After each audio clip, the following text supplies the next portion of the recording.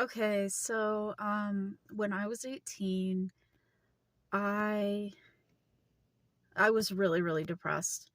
I started um self-injuring, although it wasn't like to the level of a lot of people that I've talked to. It wasn't anything like terrible. It was, I cut myself and I still have some of the scars, but they weren't like really bad cuts or anything. Um anyway, I don't really know how to.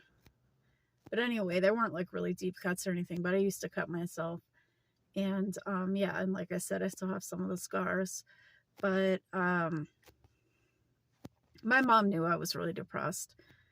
And my father said he did not believe in therapy because they interfere with the family business. I wonder why he would say that. Maybe there's things about our family that he doesn't want people to know. Big surprise there. Anyway, um so she was like, well, dad won't let you now. Anyway, I'm not gonna.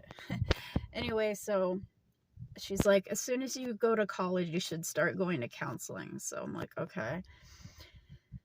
Anyway, um I was still kind of struggling. I still had my Bible, and it had like a cover. It was like one of those protective covers, like a cover that you could zip up. And I had this shade of lipstick that I wore to my prom, and I wrote on my Bible cover in that lipstick, goodbye. I drew a cross, and then I was actually going to kill myself. I did start, like I said, I started cutting myself, and I was going to like cut myself to the point that I would bleed out. But I actually kind of said to myself, either I'm going to actually do this or I'm going to stay up all night and read this book. And I had this book, it was called The Road Less Traveled. I know that doctrinally, it may not be the best book and everything, but at the time I just latched onto it.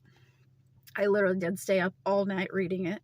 And I don't even remember what parts that seemed like it gave me hope, but I felt like I had a reason to live. Was it The Road Less? Yeah, it was The Road Less Traveled. It wasn't okay.